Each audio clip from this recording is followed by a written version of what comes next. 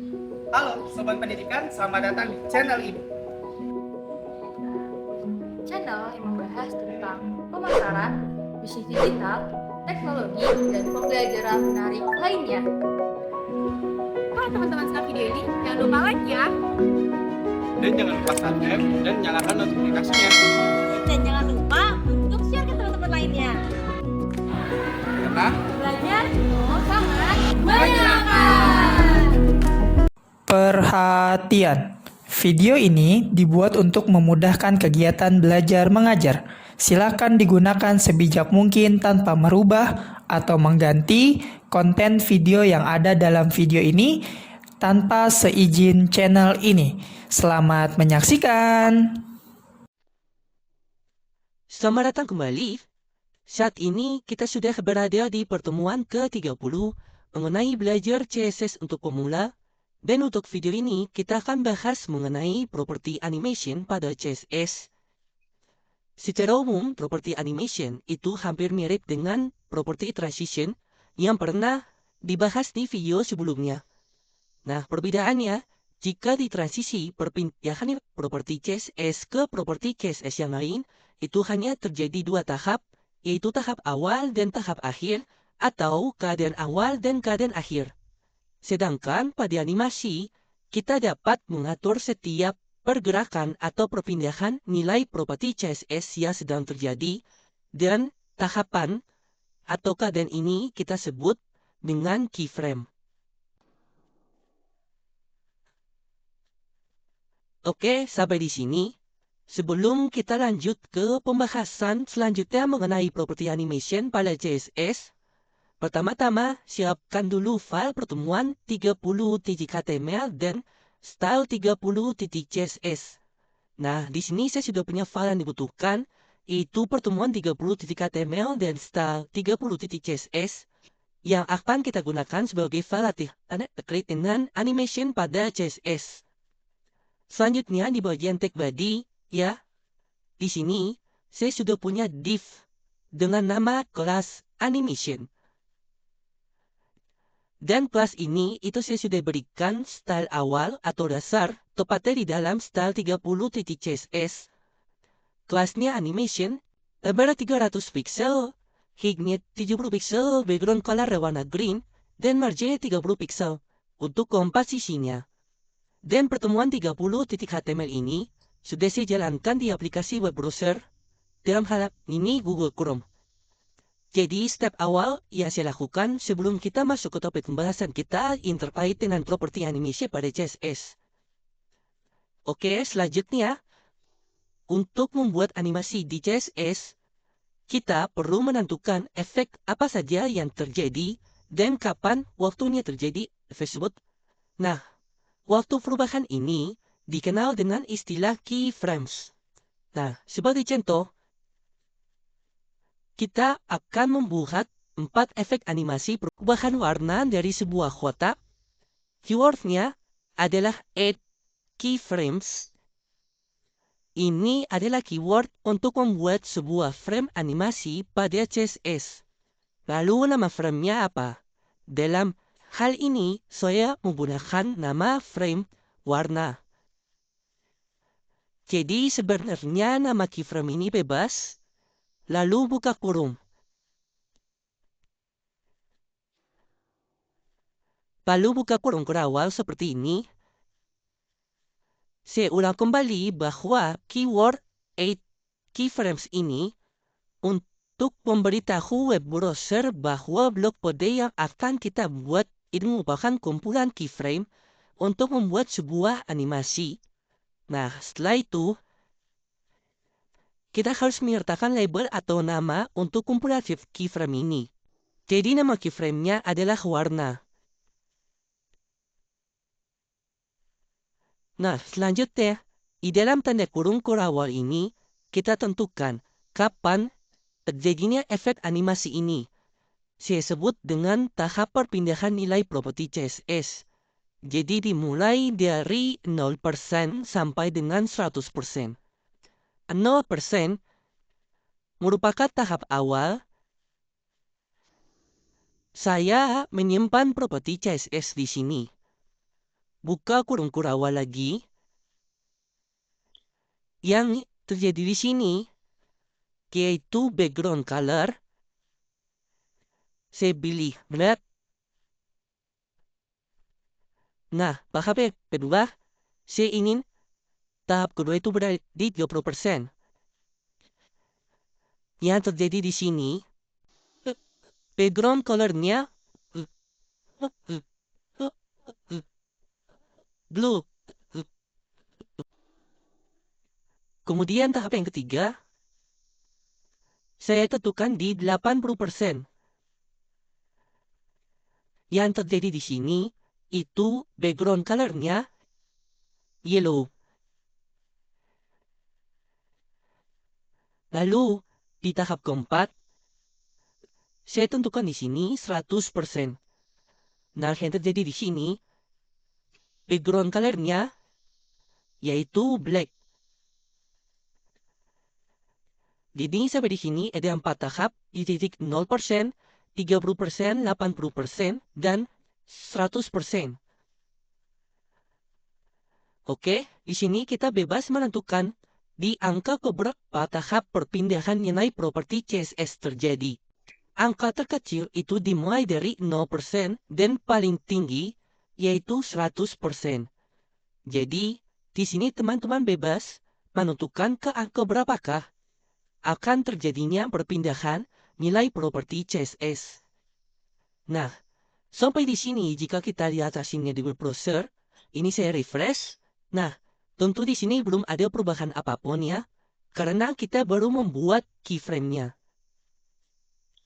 Nah, untuk menjalankan keyframe ini, itu kita butuh setidaknya 2 properti dari animasi, yaitu properti animation name dan animation duration.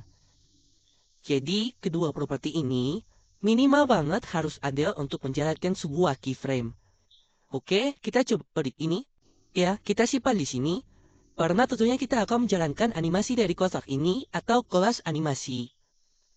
Properti yang pertama yaitu ada properti yang namanya animation name. Nah, properti ini itu akan menentukan nama dari keyframe.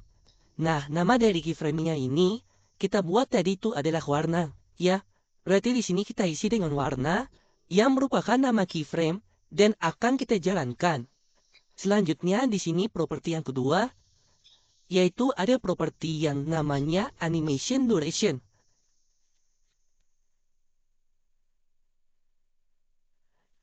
Nah, properti ini untuk menentukan durasi dari sebuah animasi.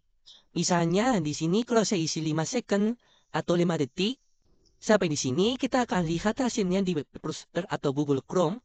Cukup 2 properti ini saya refresh. Nah, maka di sini akan terjadi perubahan warna secara otomatis berdasarkan tahap yang kita deklarasikan di sini, yaitu di titik 0%, 30%, 80%, dan 100%. Dan animasi ini tentunya akan dijalankan secara otomatis pada saat web browsernya di-refresh atau si user pertama kali mengunjungi website tersebut. Maka animasinya akan dijalankan. Atau di sini saya tambahkan lagi satu properti CSS. Saya tambahkan property width di sini. Di 0%, lebarnya 100 pixel. Kemudian di 30% saya tambahkan juga property width. Di sini juga 300 pixel. Kemudian di titik 80%, lebarnya 400 pixel. Kemudian di titik 100%, lebarnya coba di sini 1000 pixel.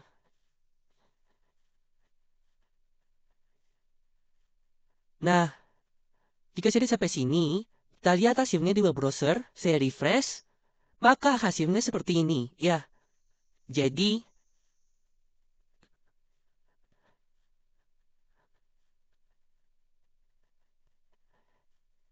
ya udah kembali sampai di sini. Untuk menjalankan sebuah keyframe itu, kita butuh minimal 2 properti dari animasi, yaitu animation name dan animation duration. Nah, jika kita ingin menambahkan properti lain yang terkait dengan animasi. Nah, di sini ada beberapa properti yang terkait dengan animasi. Misalnya, di sini untuk mengatur bagaimana proses animasi berlangsung, itu ada properti animasi yang namanya Animation Timing Function. Nah, Animation Timing Function ada beberapa pilihan nilai di sini. Yang pertama itu ada is. Lalu ada is in out, dan ada is out. Coba kita gunakan is out, lalu titik koma. Coba kembali kita refresh web browsernya. Nah, jadi teman-teman bisa memilih nilai untuk animation timing function. Nah, ini saya ganti dengan linear.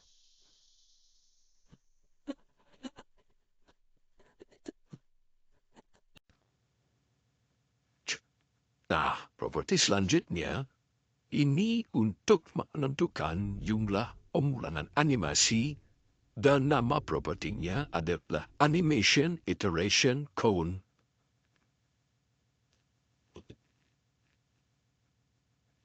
Nah, nilainya itu berupa angka ya, sesuai dengan jumlah pemulangan animasi yang kita inginkan. Seandainya di sini kalau saya isi 3, apa animasi ini itu akan diulang sebanyak 3 kali. Ini saya refresh web browsernya. Ini 1 kali, diulang lagi. Kedua kali, diulang lagi, sampai ke 3 kali. Nah, itu mengenai properti Animation Iteration Cone untuk menentukan jumlah perulangan animasi. Jika kita ingin animasi ini diulang terus-menerus, itu ada properti yang namanya infinitive.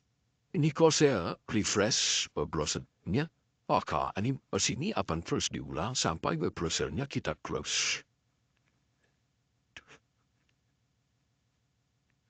Nah, properti selanjutnya, ini untuk mengubah arah animasi yang namanya propertinya adalah Animation Direction. Nah, di sini ada beberapa nilai yang bisa kita isi. Ya, ini yang pertama ada alternate. Ini kalau saya refresh, jadi teman-teman bisa memilih sesuai kebutuhan di sini ya.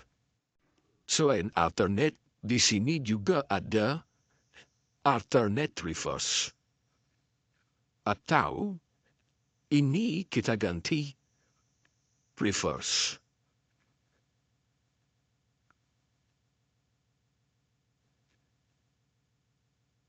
Coba di refresh web browsernya. Nah, untuk yang reverse ini itu animasinya dimulai dari kanan ke kiri. Kalau yang tadi sebelum kita berikan properti animation direction, ini itu animasinya dimulai dari kiri ke kanan saja. Oke, selanjutnya kita bisa meningkat penulisan dari semua properti ini. Untuk meningkat dari penulisan properti animation, itu cukup kita menggunakan properti animation saja. Misalnya, ini saya blok, saya komentari, saya slice, dan saya refresh tidak ada lagi properti animation. Coba kita singkat ini cukup menggunakan properti animation seperti ini. Nilai yang pertama di sini itu merupakan nilai dari properti animation name. Dalam hal ini adalah warna, lalu spasi, kemudian nilai yang kedua itu animation duration. Di sini 5 second, kemudian animation timing function. Di sini saya isi dengan linear. Kemudian ada animation iteration cone. Di sini saya isi dengan infinite. Dan yang terakhir ada animation direction. Ini saya isi dengan reverse. Lalu titik koma.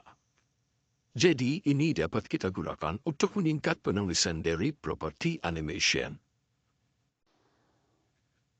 Sehingga kita tidak perlu menulis satu persatu seperti ini. Sampai di sini jika kita refresh prosesnya, ini set fresh, maka hasilnya tentu saja sama ketika kita menulis satu persatu dari properti animasi. Nah, jadi begitu mengenai properti animation pada CSS. Jadi, ingat keyword yang pertama untuk membuat sebuah animasi itu adalah keywordnya app keyframe. Kemudian menentukan nama frame-nya apa. Nah, setelah itu, tentukan tahap terdirinya perpindahan nilai properti CSS. Dan kemudian, untuk menjalankan sebuah keyframe, kita butuh minimal 2 properti CSS yang terkait dengan animasi, yaitu animation name dan animation duration. Nah, selanjutnya, kita akan coba membuat latihan mengenai animasi loading pada CSS. Jadi, kita akan membuat animasi loading sederhana menggunakan properti animation pada CSS. Oke. Saya potong semua kelas di sini. Yang pertama, ada kelas frontend di sini. Dan lalu di bagian di sini saya punya kelas namanya hotel. Nah, kemudian di start 30 titik CSS. Bahwa itu saya kontrol ayat. Jadi saya delete. Pertama saya tentukan style dari kontainer ini. Jadi kontainer. Untuk klik bebasnya, saya isi 200 pixel.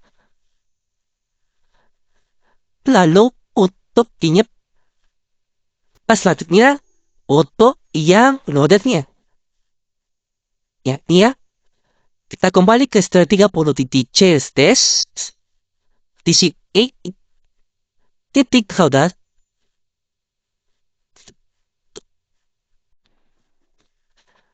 Ini 100 pixel. Kemudian untuk tingginya.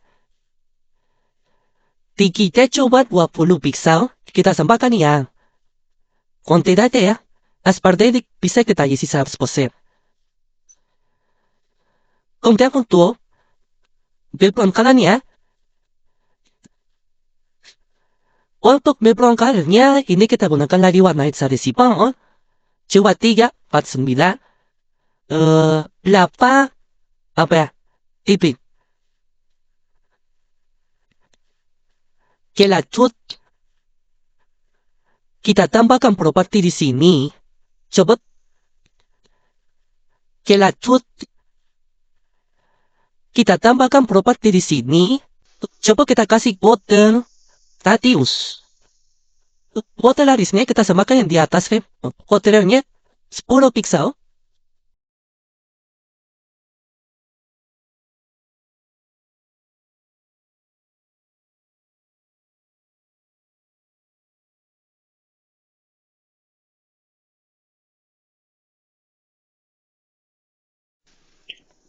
Kemudian nama keyframe-nya coba di sini include di bawahnya di 0%. Yang terjadi di sini itu lebarnya. Coba lebarnya di sini 10 pixel. Kita coba di 10 pixel. Kemudian di tahap yang kedua di sini kita coba 50%. Teman-teman nanti bisa ganti dia. Yang terjadi di sini itu lebarnya lebar dari rotet ini 200 pixel. Nah sampai di sini. Jadi kalau saya presen bosannya, tentu belum ada perubahan apapun ya karena kita perlu membuat keyframe-nya. Nah selanjutnya di sini kita itu minimal 2 properti di sini. Saya taruh di sini. Sini kita clear supaya tidak asing nih properti khusus untuk animasi. Jadi kasih animasi itu loadernya ya, bukan si kontainernya. Ketempo kita gerak itu sebenarnya yang warna bikin. Properti pertama di sini, ya properti adalah animation. Ini kita singkat pun desain properti ya animasinya. Pertama, nama keyframe ya, itu adalah loader, spasi. Kemudian, durasi animasinya. Coba di sini 2 second. Kemudian, ciri sari pasnya di sini, saya gunakan yang beda. Kemudian, ini juga pemulangan dari animasinya. Animasi yang atas dimulainya, berarti intinya adalah infinite. Ya, kemudian, reverse di sini. Oke, sampai di sini kita lihat hasil dari browser ini. Saya refresh. Nah, maka akan terjadi seperti ini.